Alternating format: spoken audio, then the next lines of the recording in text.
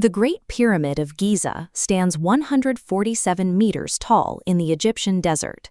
For millennia, it held the record as the tallest human-made structure. Our modern record holder, the Burj Khalifa, weighs around 500,000 tons. The Great Pyramid towers under an estimated 6 million tons of solid rock. Those 6 million tons were quarried, carved, and stacked roughly 4,500 years ago. The builders had no steel cranes, they had no bulldozers, they hadn't even adapted wheels yet. Yet the entire complex was fully assembled in just 20 years. Because it's difficult to picture how people pulled this off with only copper tools and rope, a massive gap in our understanding formed, and people have eagerly filled that gap with bizarre myths and supernatural conspiracy theories, rather than looking closely at human engineering. The first major logistical hurdle to explain is the labor force. Who actually built this massive structure in just 2 decades? For centuries, a popular narrative, fueled heavily by Hollywood movies, has pictured the pyramids being built by huge armies of starving, brutalized slaves working under the crack of a whip. Archaeological evidence paints a completely different picture. The workforce was made up of 20,000 to 30,000 highly skilled laborers. They lived in purpose-built cities right next to the construction site, and they ate a diet richer in meat and protein than the average Egyptian citizen of the era. The ranks of these specialists were swelled by local farmers who pitched in during their off-seasons. They were motivated by deep cultural loyalty and religious duty, preparing the tomb of their pharaoh, Khufu, for the afterlife. The construction site operated as a national mega-project, requiring a sophisticated system to house and feed tens of thousands of willing citizens. Once you have the workers, you face the second huge roadblock: extracting and transporting millions of limestone and granite blocks, with some of the heaviest stones weighing up to 80 tons. To cut these massive rocks out of the earth, the builders used a clever expansion technique. They pounded dry wooden wedges into natural cracks in the stone. Then they soaked those wedges with water. As the dry wood absorbed the water's moisture, it expanded with enough force to cleanly split the solid rock apart. Getting a rock out of the ground is one thing. Dragging an 80-ton block for miles across a hostile desert without wheeled carts is another problem entirely.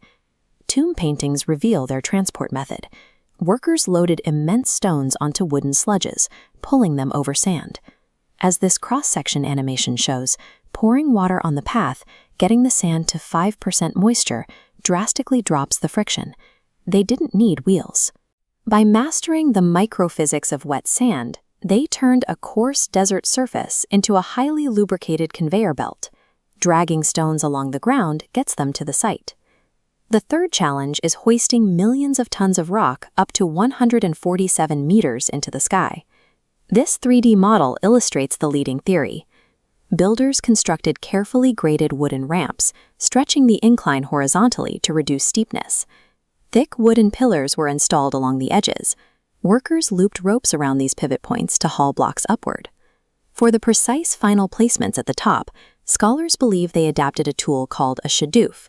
This was a long wooden lever system, already heavily utilized by Egyptian farmers to lift water out of the River Nile. They conquered gravity by scaling up basic mechanical principles. A heavy weight on one end of a lever makes lifting and placing a massive stone on the other end entirely manageable. There is one last engineering marvel. The base of the Great Pyramid aligns to true north, south, east, and west, with a margin of error of just 1/15 of a degree. All of this was calculated without a magnetic compass. This extreme precision is what fuels the Orion correlation theory, a popular fringe claim that extraterrestrials or lost civilizations used advanced tech to align the pyramids with the stars in Orion's belt.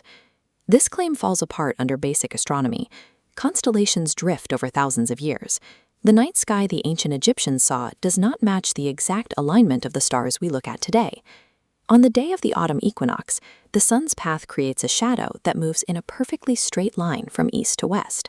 This provided the builders with a flawless geometric baseline, allowing them to calculate the remaining 3 sides with near-perfect precision.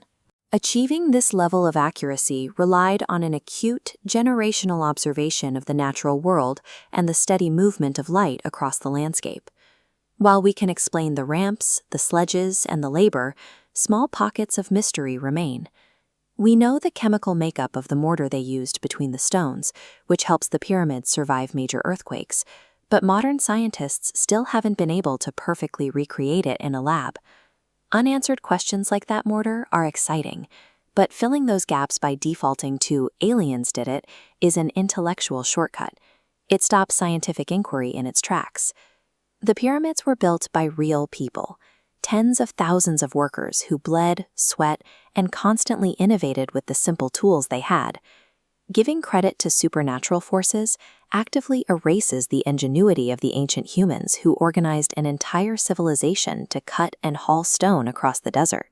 The Great Pyramid stands as the ultimate physical record of rational science and collective willpower, leaving a trail for future archaeologists to follow toward the final logistical details of its assembly.